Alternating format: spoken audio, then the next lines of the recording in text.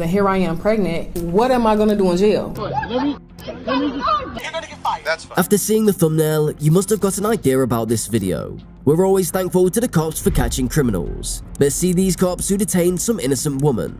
What happened next? Watch this video to the end to know more. What are you detaining us for? A mother was detained and arrested after ticket inspectors thought she hadn't paid her bus fare. What the hell?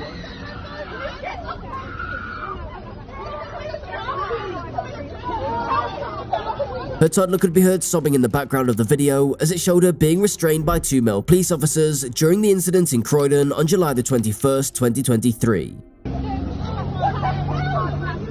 Hold on. Why are you arresting her? Why are you arresting her?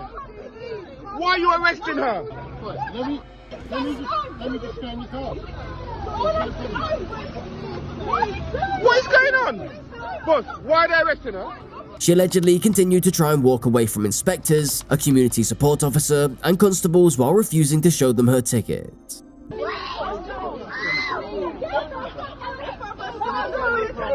that her son? What the? Can you tell me what she's done, please? No. Why not? That's not. It's my sister. It's my sister. What's she done?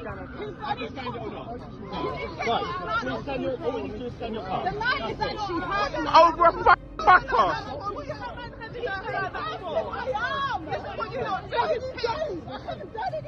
When it was determined that she had legally paid, Assistant Commissioner Matt Twist claimed she was promptly released and the cuffs were taken off.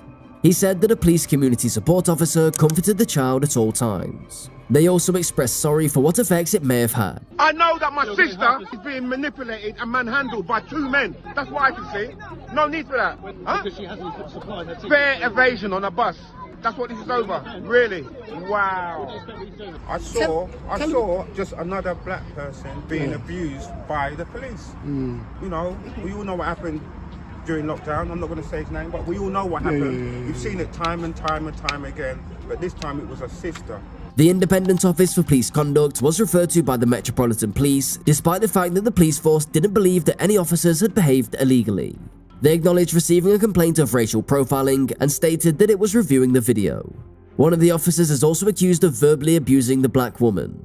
We have decided an independent investigation is required to establish the full circumstances, including the actions and decisions made by the MPS officers, said IOPC Director Steve Noonan. Now, we have to listen to the witness. Who could that be? Of course, the bus driver himself. When requested to display her ticket, the woman allegedly became hostile, according to Joe, a bus worker. He said that the inspector had asked for her ticket in a peaceful manner, and it was the lady who became rude during this time, and she began verbally attacking the police when they requested her to show them the pass. The situation could have been resolved if she had just displayed the pass and left. That was the witness's opinion. Was he trying to support the cops? And here I am pregnant. What am I gonna do in jail? Another incident of the same nature is here. A Detroit woman was improperly arrested by the police. Let's go into further details. The woman said that she was wrongfully detained and charged with carjacking based on face recognition technology. The most sensitive thing is that she was 8 months pregnant.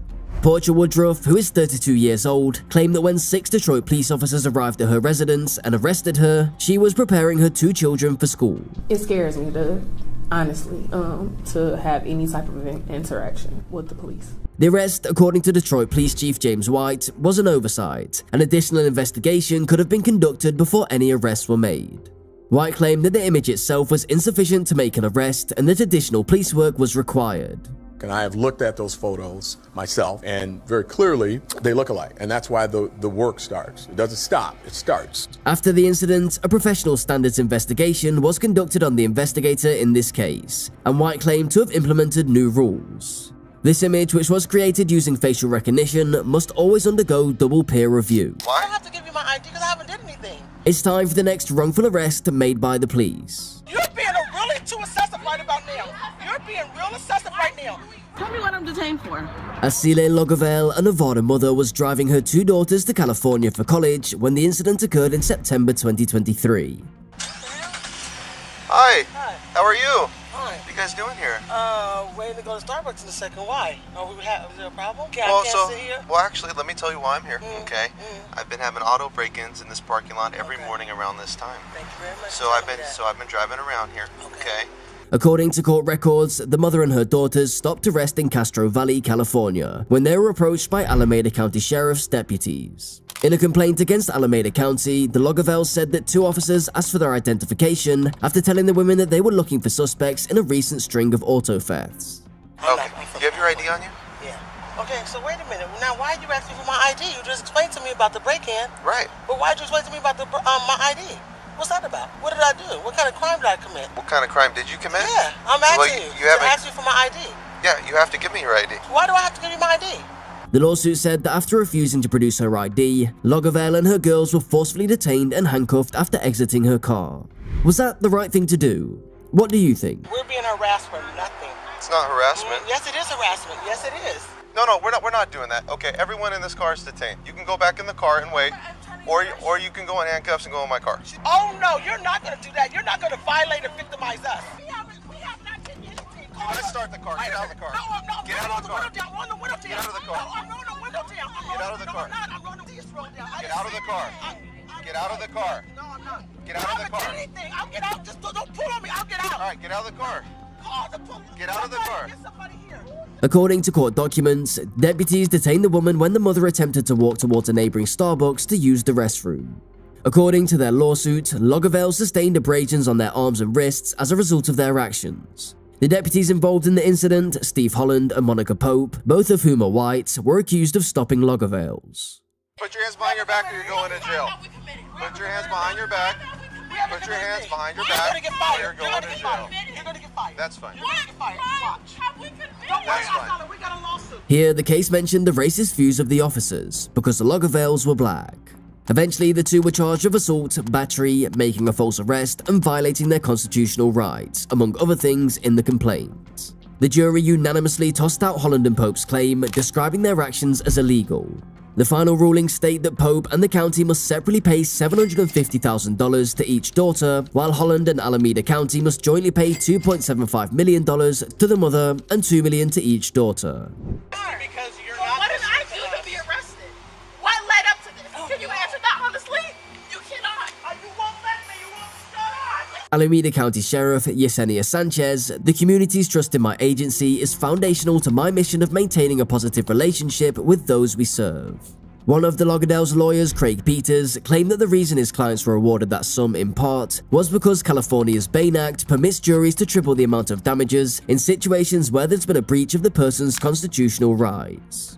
They can ask. They can always ask, but you don't have to give it to them. And they can only demand it if they have reasonable suspicion to believe that you've committed a crime. Cops have a lot of power. Sometimes that's a good thing, and in some cases that we've seen all too often recently, it's a bad thing, said Craig Peters. I got to have protection because I don't know where this is about to go, Lagerveld gave her statement. Additionally, the incident was improper, according to their attorneys, because a later police investigation revealed that the people involved in the automobile theft were men. Since the event, Holland and Pope have received promotions within the sheriff's office, according to Peters. That is all about the Lagervelds incident. What are you detaining us for? Now you're searching through our items without permission. You might be wondering why the list is not ending. Well, even a whole video might not cover similar unlawful arrests that happened in different parts. A Huskisson local and member of the Huskisson Heritage Association, Joan Warren has fought since 2018 for the historic Old Huskian Anglican Church to be listed on the National Register of Historic Places.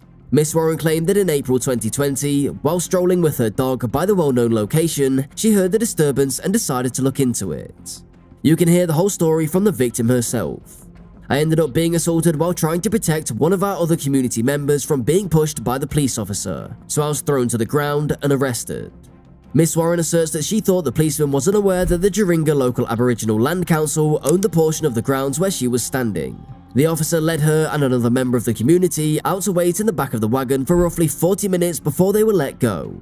Miss Warren sought help from the Redfern Legal Centre in Sydney, and the complaint was made against the police. Senior attorney Samantha Lee remarked, "I don't even know if I would call it a protest." Joanne was contacted by a police officer while she and her tiny pet were only walking through the bush with a very small group of people. It was a Sunday morning, fairly calm, and regrettably, things became worse when the police showed around. Police, according to Miss Lee, went too far. No action of violence was called for by the police officer, she claimed, and the entire incident was only based on the possibility of a small trespassing crime. The incident was verified in a statement from New South Wales Police, but little was said about the officer's current situation. The NSW police force recently settled a civil claim by way of a judgment for the plaintiff in the amount of $60,000, which includes damages and legal fees, the statement read. It's so sad how the government has to pay compensation for the negligence and ego these police officers show. A friend and fellow Huskisson resident said that he was also physically assaulted by police on March 26, 2020 at the same location. He claimed that while being arrested, officers threw him to the ground, further injuring an already shattered shoulder. I asked them, could you please call an ambulance because I'm in so much pain, but they just ignored me. Later, he got compensated for his losses. Comment down your thoughts after watching this video, and support us by giving a thumbs up. See you soon, goodbye.